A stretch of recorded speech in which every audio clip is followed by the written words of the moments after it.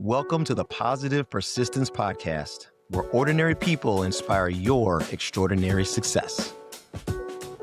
What's up, Positive Persistence family? Our guest today is the host of the Braving the Bright Side podcast, where he shares powerful stories of resilience, redemption, and the extraordinary strength of human spirit.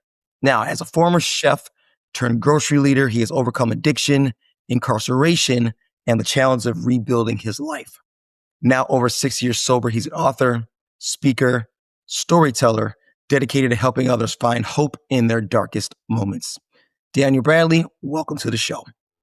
I am honored to be here. Appreciate you having me on, man. I'm excited. Yeah, Daniel, I know that we talked a couple of weeks ago and you let me in on some of your story, which is an incredible one. So I kind of want to start there and give our listeners and our viewers a little backstory so they understand where you're coming from. Like I had mentioned already, you've been through a remarkable transformation from addiction to incarceration to sobriety and to leadership. Hopefully here you can kind of give us maybe some bullet points of that story in your journey thus far. For sure. Yeah, I appreciate the ability to kind of go back. So I'm going to try to make it short and sweet. It's pretty much, long story short, when I was 17 years old, I lost my mother to cancer. And she was kind of my rock. She was my foundation. She was my best friend. My parents had separated at that point. So she was my northern light, she was my anchor to this world. So went off to college without my mom, and kind of in a brave new world, really, because I didn't know what a world without a mother really looked like or felt like. And I just kind of jumped in and numbed myself out. And I feel like that's really when I started leaning a little harder onto not feeling things at all, right? And avoiding any kind of real inward thinking or any kind of pain, because I just had my heart ripped out and I didn't like that feeling a whole lot. So I started to just kind of, whatever I can intake, whatever I could drink would be great. So spoiler alert, college didn't last long. Heart ripped out and then having your world change again because you're going into college. Yeah. That's a big transition. Yeah, I'm like a small little Jersey boy, and I went up to Philly. Went to the big lights of Philadelphia, which we all know is the city of brotherly love. It was great. I mean, the experience was great. I loved getting out of town, but I was absolutely not prepared at all for the real world, and especially as a wounded boy, still trying to figure out what his world was after a brutal loss like that. I was not prepared. So college was a great time. Great parties didn't really work out for me. So I ended up moving back home, working at a Wawa gas station every night. Again, just kind of aimless through my life, with really the biggest thing was alcohol for me. I had dabbled in drugs here and there, but like really alcohol was my crutch across the board throughout my entire journey.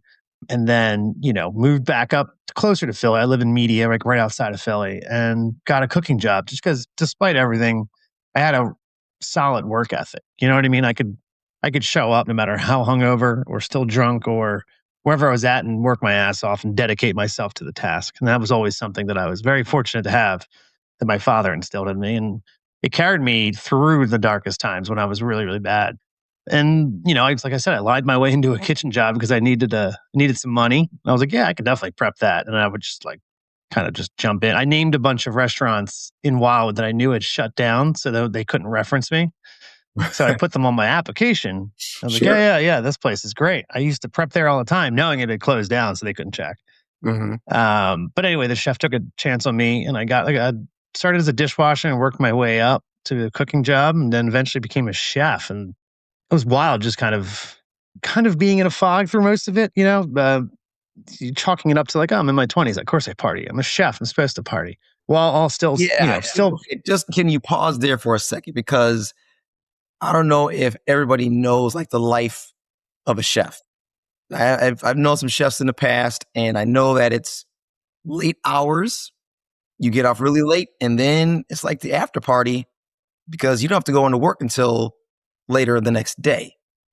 Is there a party scene for chefs, like a hangout scene after chef for chefs? For sure. Yeah, there's especially the time that I was becoming a chef. By the time I was full-fledged, I was like, yeah, I guess I'll be a chef. I guess I'll be a cook, it was the mid 2000s, 2010, around there. And that's when reality television started kicking up Top Chef started becoming really big and beat Bobby Flay, so pop culture started kind of, obviously culinary and being a chef was always a big part of Yeah.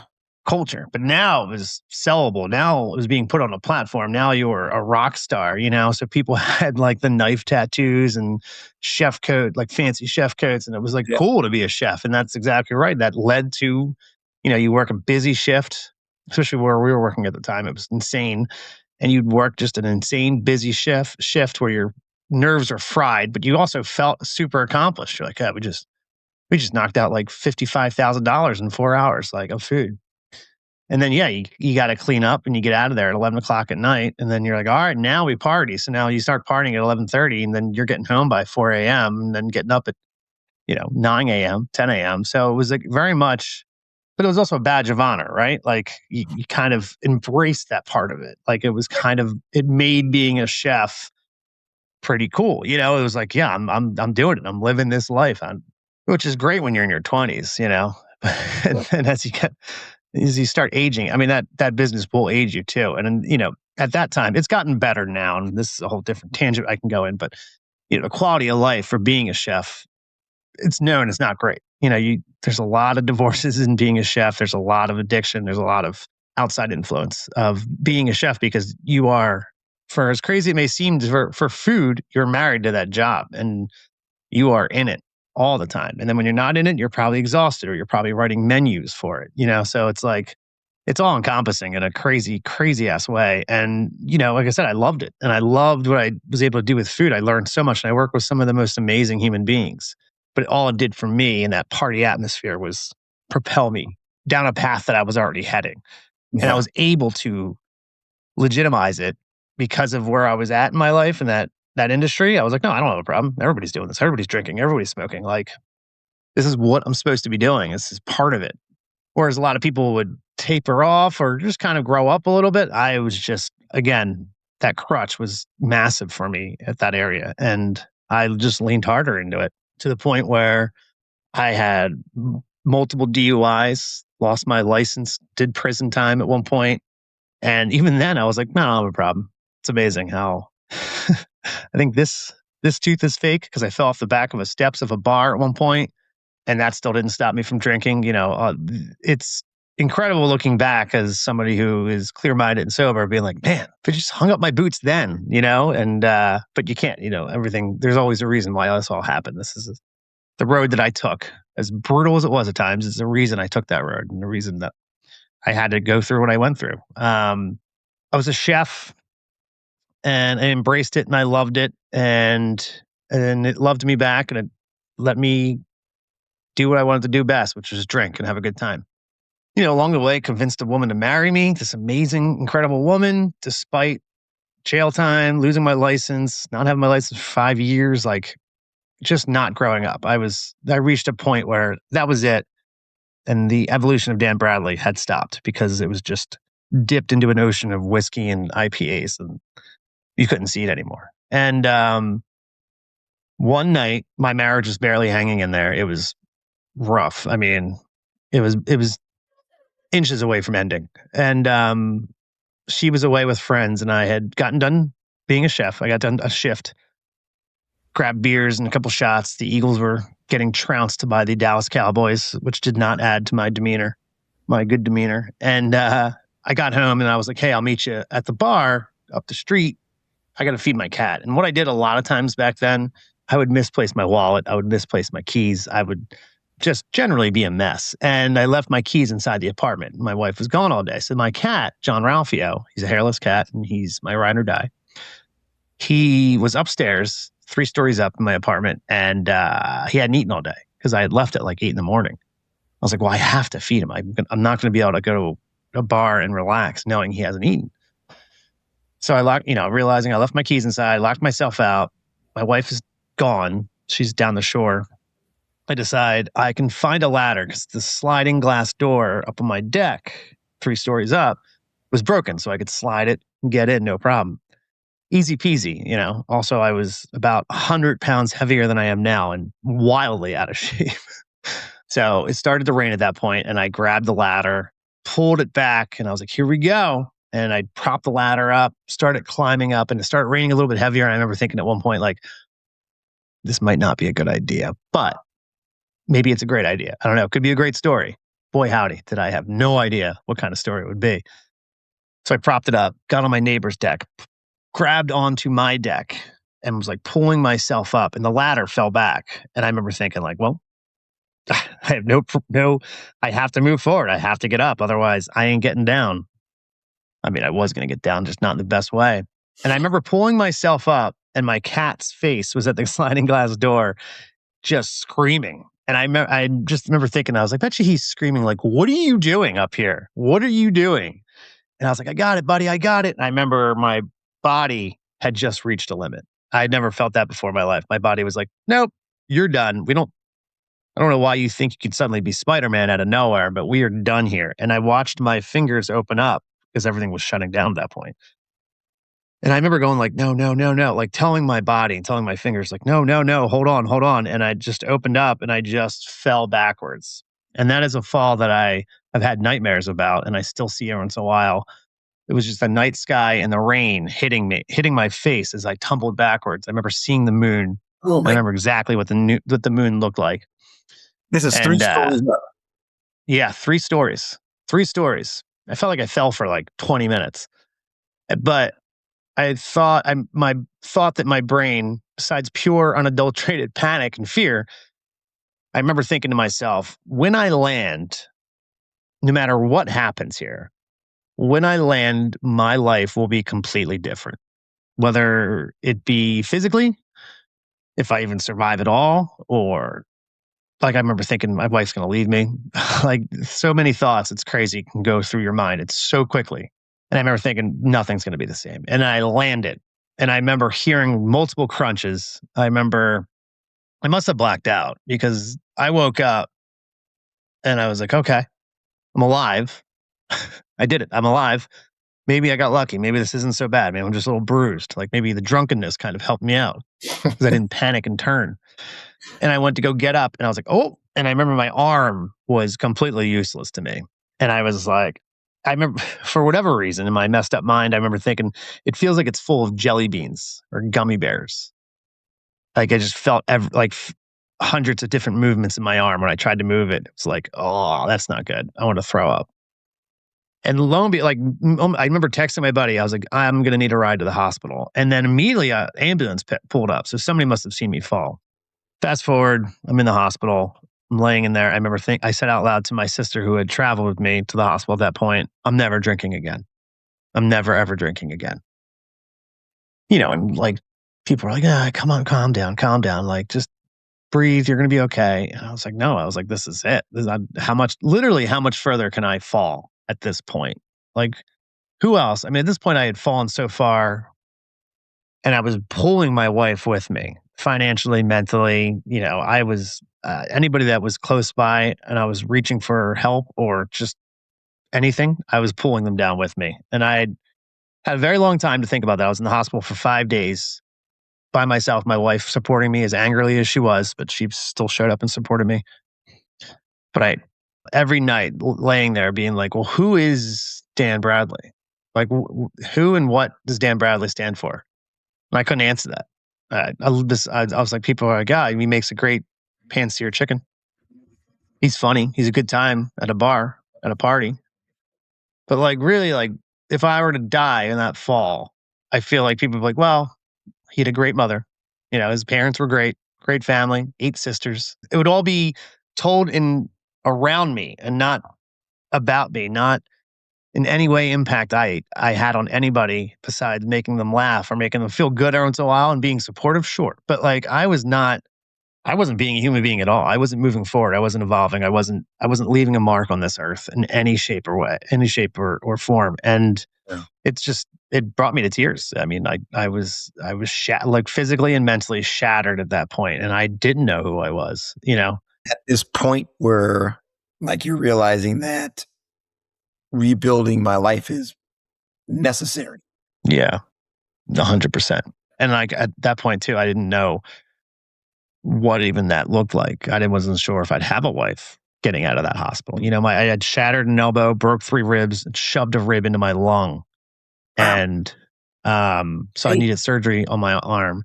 My wife, bless her heart, she had gotten laid off a week earlier. So she went down to the beach to relax and just have herself a good time and enjoy life. And of course, as I often did then, I made it all about me by throwing myself off the deck. Now she has to take care of me.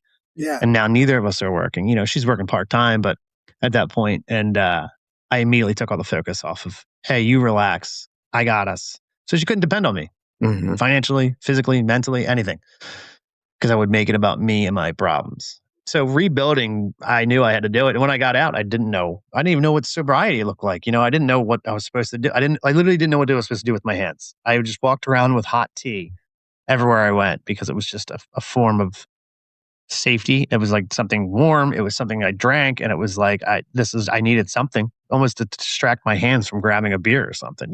So, and then just slowly but surely, I started that trek back to, you know, the 10-year-old boy that was excited for life, that had passion. That was exciting to see what's out there, that was besides just getting done work, paying bills and sitting at a bar.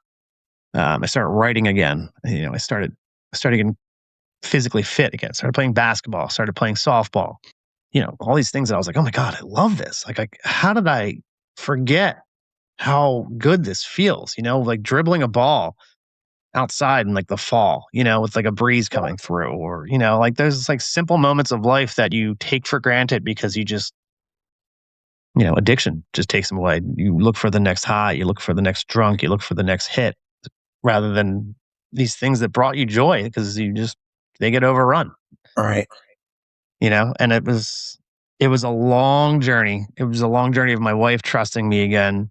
It was a long journey of me finding myself again. And it was brutal. It wasn't easy. It was not easy. It's still not easy at times in terms of learning about myself. Personally, for me speaking, and I don't usually put it on people too hard, be like, well, you shouldn't drink. But for me personally, when I quit drinking and I decided I was done drinking, it revolutionized every aspect of my life. Every aspect. I mean, there's no, and I am fortunate that my brain decides when it's done with something, it's done with something. So I knew I was done with drinking that night, and I never looked back, and I haven't.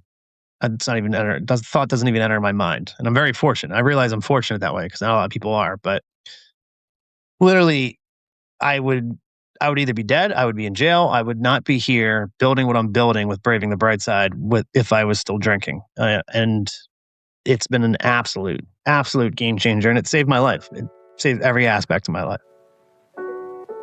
It's time to ask yourself, when was the last time you prioritized you? Did you know that research shows that nearly 85% of high performers struggle to maintain a performance mindset while juggling the demands of work and personal life? Those who actively prioritize their performance mindset and personal growth are 30% more likely to achieve their goals in business and life. If you're feeling crippling stress and anxiety, or if you're feeling guilty when you take a moment for yourself, or if you're stuck in the grind and feeling burnt out, you're not alone. Many of us yearn for more, but struggle with the fear of being judged or feeling selfish. And you want to step into the next best version of yourself. That's why I created the Rinse Method, which got me from paraplegic to marathon runner. Backed by science-based proven strategies and now customized for high performers like you. If you're stuck and stressed and want clear steps that you can implement today to move forward, make sure you visit thepositivepersistence.com to download our free Rinse PDF. Now, with Braving the Bright Side, I know that you have shared this story through that platform, and I'm sure you've told it many times. And I'm curious, what role has storytelling and sharing your journey played in both, I guess, your recovery and your mission to help others find hope? Well, for my own recovery, when you start speaking about your own path and your own stories and stuff, you can sometimes surprise yourself with what you say. And you're like, oh my God, that's right. I did do that, or saying it out loud really, it makes it more real for you. It makes it, real but palpable. Yeah. And seeing other people's kind of questions to it or reactions to it, you're like, that's right. That's something. And I've always enjoyed being kind of the center of attention in a room when I was younger, so I was the only boy of 8 girls. So I had to stand out. I had to be obnoxious, but I think it does a lot for my own recovery in terms, it almost like reinforces my own brain, like how far I've come and why it's so important that I keep searching and I keep digging and keep improving my own life and myself. And then, through that, and I just generally love talking to people. There's a term, I'm actually working with a company called Sonder Mountain Apparel Company. They're going to be doing my merchandising, but it's great because I do love that term sonder. Sonder means the idea that everybody you come across, you're aware that they are on their own path, they're on their own journey. Like behind them, they have this whole history. They have their whole life of traumas, of stress, of things they're worried about, but things they're happy about, things they're excited about. Like there's this whole entire world from every individual person you come across that you probably will never see. You probably don't know, but it's that awareness that, it really humbles you and lets you know where you're at. But it's that awareness that everybody has their own journey that they're on. And it's so important to me, I feel like, to know that because everybody has a story, right? Everybody has their own struggles. And I quit being a chef and I ended up throwing on a Hawaiian shirt and working at Trader Joe's as a manager at a grocery store. And one of the reasons that I am successful with that company and I do enjoy it is everyday interaction with strangers. Most of them I will never ever see again. But it's just fascinating and humbling to talk to a lot of people, and just it's enjoyable, and it kind of puts you in perspective, gives you a perspective, right? Of just, Yeah. we're all just a very, very, very, very, very small piece of all of this. And you got to enjoy it while you have it. And one of the things that led to Braving the Bright Side is telling these stories, telling the stories of my fall, telling the stories of my mother, telling the stories of all the details, the dirty details, the good and the bad. And, when I quit drinking, I did the AA thing for a minute, for a while before COVID hit. I told my story there, and a couple of people would be like, you should look into speaking more. And then also, you should look into a podcast. I think there's potential there. I thought to myself, oh, that's interesting.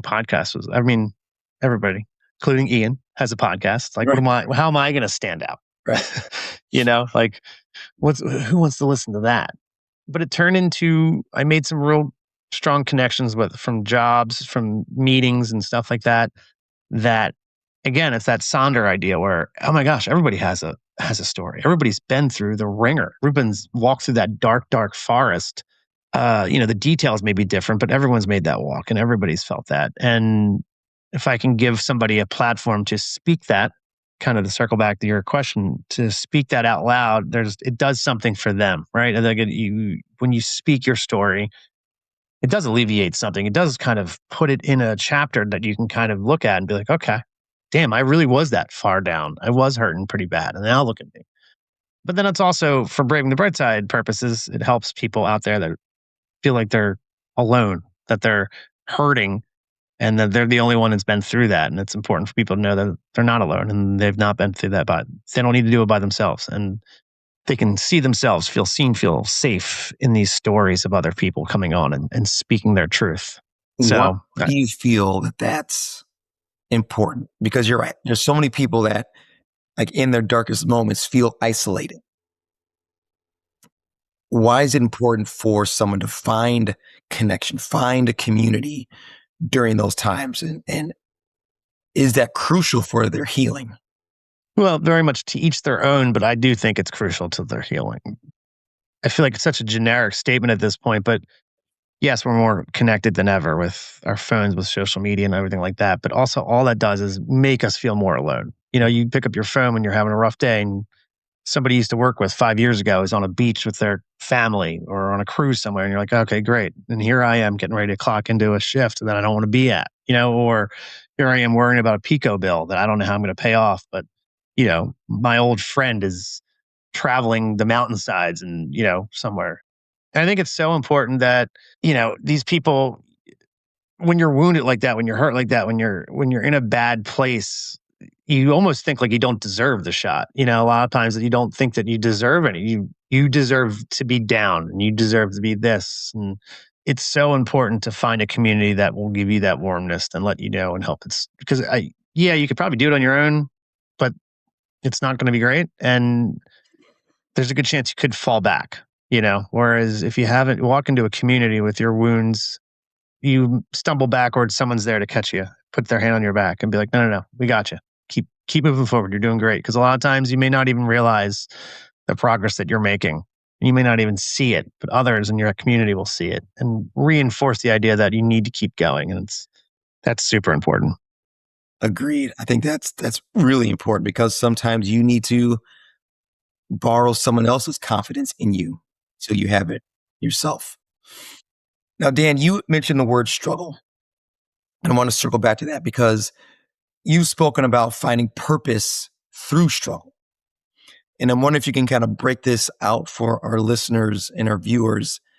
Like, how can they begin to, I guess, reframe their own hardships into something meaningful and empowering?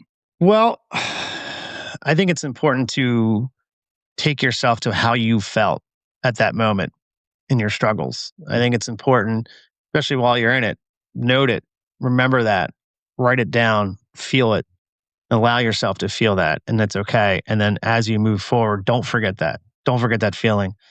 In your struggles, no matter what they may be, like I just said, somebody out there is going through it as well.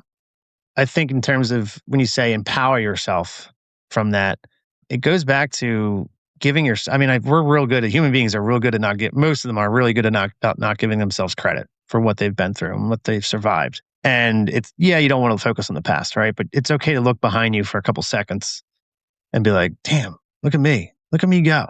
But don't stare. It's like Medusa. Then it'll hold you there. If you keep focusing on the past, you're never going to move forward. Right.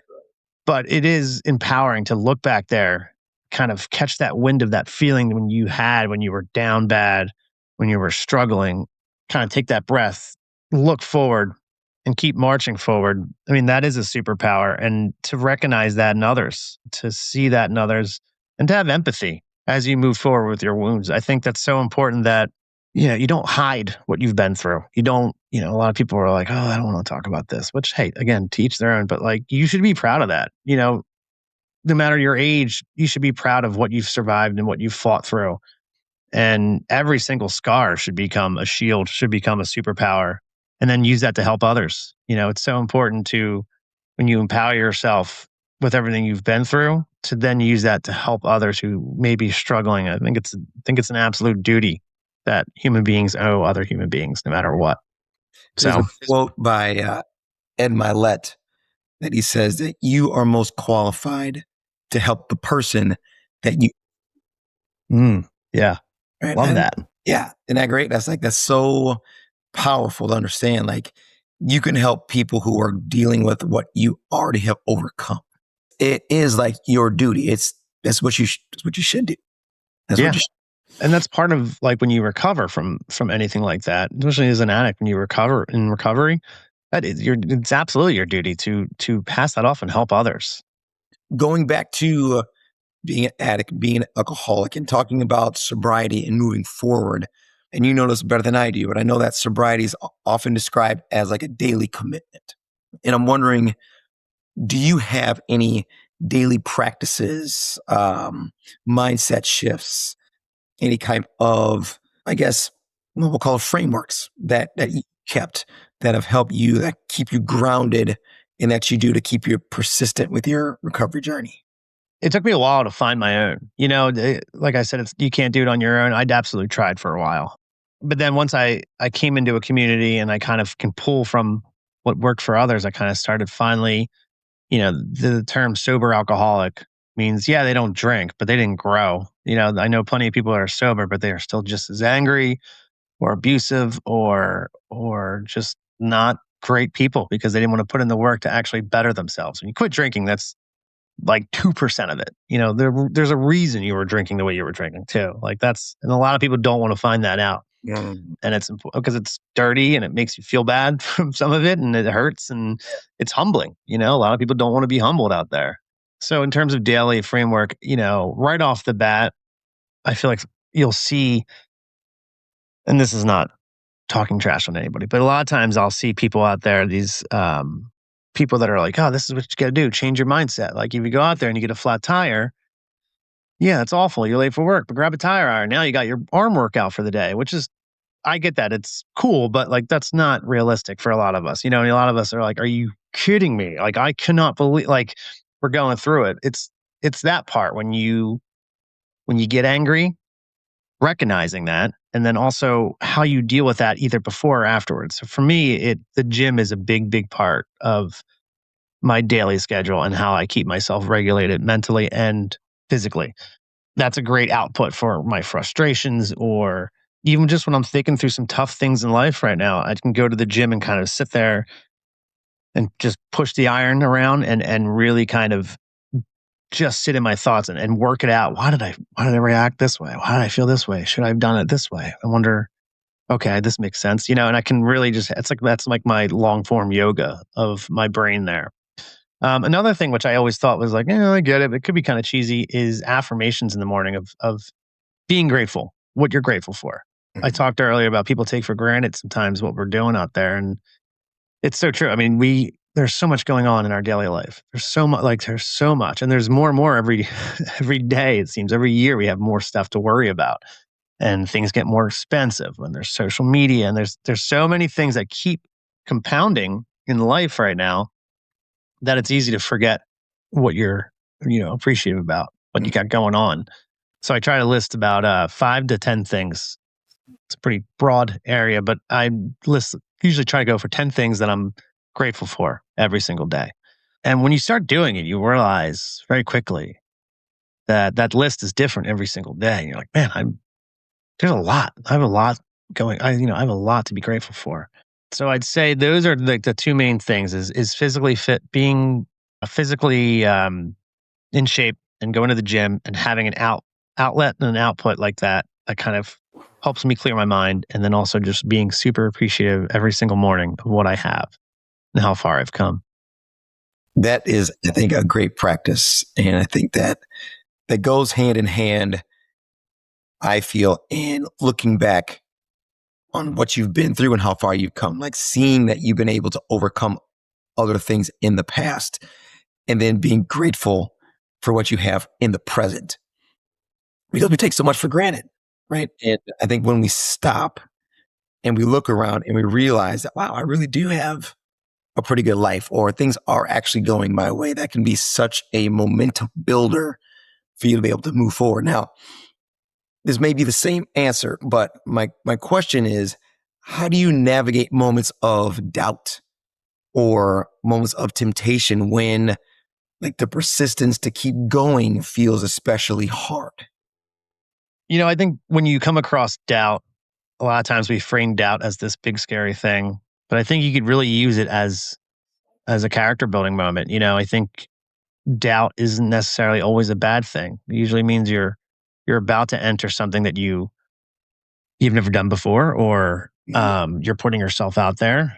So I think the important thing for me anyway, when I come across it, is I think about why. Why is there doubt here? What am I doubting? Am I doubting my ability? Am I doubting this person's ability? Am I doubting this situation? Like, what am I doubting? Like, and you can feel it in your chest, like when you doubt something. But a lot of times we don't think about it, exactly what we're doubting.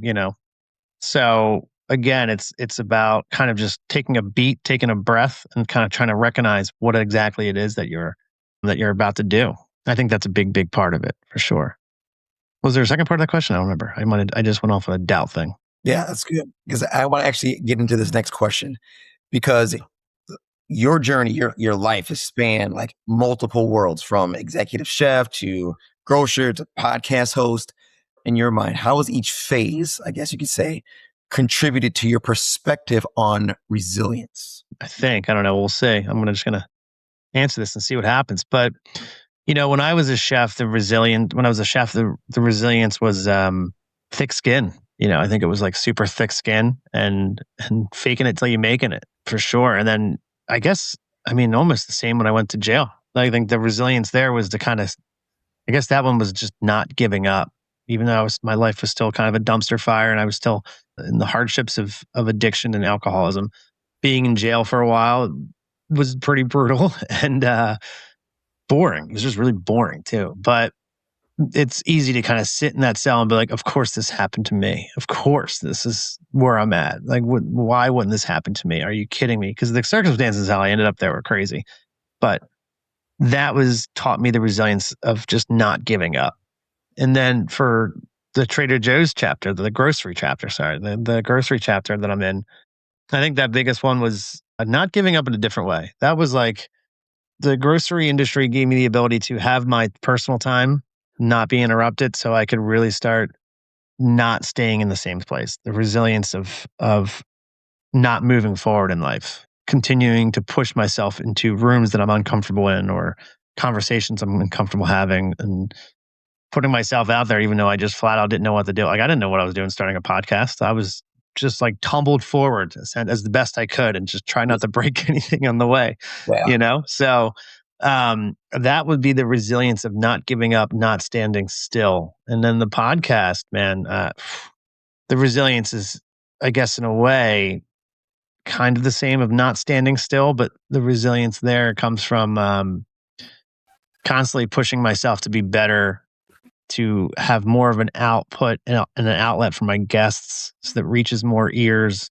So it gives them more opportunities to better the product of the podcast itself and Braving the Bright Side so that the guests themselves become even more of a star on my show. I say like, I'm not the star of the podcast. I'm the alley-oop guy. They are the show. So to keep pushing the podcast into all areas of the world so more ears can hear it. And then also so more people can feel seen, feel safe. And I mean, ideally, why we do this, right? We help people. We want to help people. I mean, the bigger the podcast is, the more ears, more people can be helped and feel seen, feel safe, and hear these amazing stories. Let's segue a little bit into talking about your podcasting because you used your platform to highlight the bright side, right? Even in stories of pain. I guess my question is, what advice do you have for people trying to find hope when it feels completely out of reach? I mean, that was the basis of the podcast when I was thinking about starting it. It seemed like the world was kind of getting way too dark in a lot of spots. It almost seemed like one of my favorite, seems egotistical, but one of the favorite lines that I came up with is, if you can be a point of light in a room of shadows, that takes bravery. And in the same sense, when you are overwhelmed, when you are feeling absolutely kicked down to the ground, sad, and beat up by the world and what's going on in it, it takes bravery to recognize that, and then also to take a beat, take a breath, and take a seat, and really just kind of, you have to almost take a step away from the world and sit with yourself, sit on what you're feeling and what you're going through.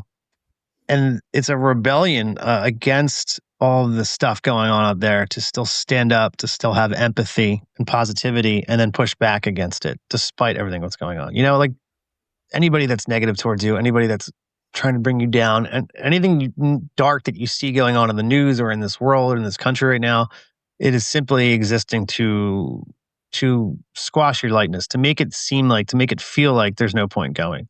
Just give up, sit down, shut up, look at your phone, don't look up. And that's just simply not the case. It's framed that way, but if you go outside your front door and you take a walk around, you go to a park, go somewhere outside, or go somewhere where you feel safe and seen and comfortable, you will quickly see that's not how the world works.